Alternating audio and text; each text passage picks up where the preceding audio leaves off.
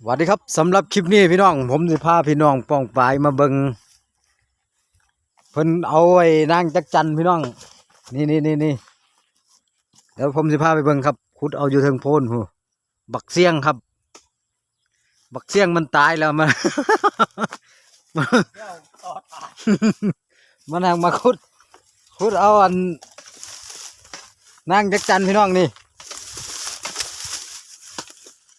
มาเบิงครับผมจะพามาเบิงนี่วิธีเอานางจักจันครับเอาย่ามแรงบ่ได้ไปติดเอาไอ้ตามต้นไม้เด้พี่น้องย่ามเดือน4 เดือน5เนี่ยมาขุดเอาน้ำมันโคนนี่ครับ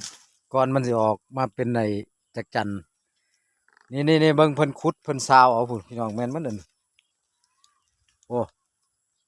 นี่ครับโคนหมักใหญ่โอ้เอาเสียมถากเอาเลยครับเฮ้ยมีทั้งเสียมดำเสียมจกไปผมพาไปเบิ่งพี่น้องว่าเพิ่นได้หน่อยได้หลายบันไดได้จักโตแล้วพ่อนะ โอ้ได้หลายอ๋อโหครับนี่เบิ่งแมงนี่เดี๋ยวผมเอาไปเบิ่งพี่น้องนี่ครับนี่คือนางมันพี่น้องนี่นางจักจันเขาเอิ้นนางจักจันหรือเปล่าเนาะ น่าจะจัด กิโลบ่แม่นหน่อยแล้วนี่นางมันนี่ครับโอ้นางจักจันพี่น้องไอ้ที่เขาไปติดนะเขาขายกิโลละบาทนะ จักได้ โลละ1,000คนครับนี่นางมันนี่ได้โอ้นี่ครับเพื่อสิได้พี่น้องสุดความแซ่บอยู่นี่ครับนี่เมนูเด็ด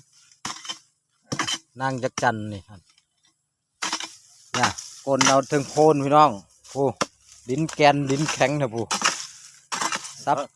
โอ้ ดึงงูหูมัน นี่หูมันพี่น้องหูมันนี่ เจอแล้วนี่กำลังเอาออกมานี่นี่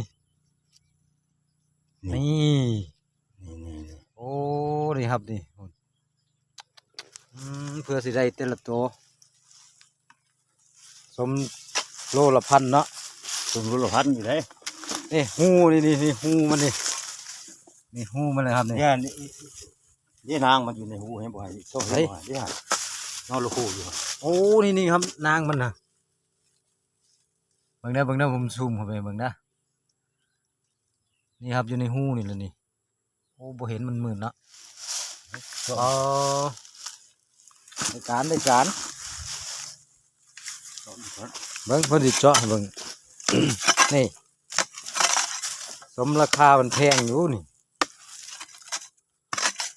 ผู้ว่า2-3หูเลยผู้ หูหลายอยู่เทิง ว่า แห้งสูงแห้งหลาย โอ้ห้ามบ่แม่นซับเลยบ่น่ะ นี่ โอ้เด้นี่ตัวตื่นๆนี่เนาะ ตื่นมันขึ้นมาแต่มันดุดลงไปเด้อ มา เดี๋ยว นี่ อืม ขีนเอาเลยผู้ นี่ หนึ่ง เดี๋ยวรู้เรื่องพี่ โอ้ย อ๋อฮะนี่ เจอหักใหม่ใหญ่เด้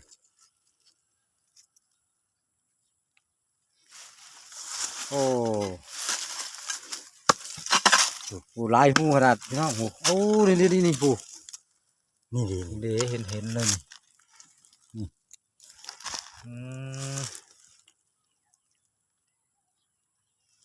นี่นะครับ นางจักจันโลละ1,000พี่น้องเอ้ยเพื่อสิได้โลหนึ่งตอนนี้ฮอดระบบ5 ขีด 5 ขีดยัก เอาสำหรับคลิปนี้ก็ขอจบไว้เพียงสำนี้นะครับเด้อฝากกดไลค์กดแชร์กดติดตามให้ผมนำนะครับทางช่องปิตลิตชาแนล บักเสียงมันตายแล้ว อีเขาแก้วต่อตาย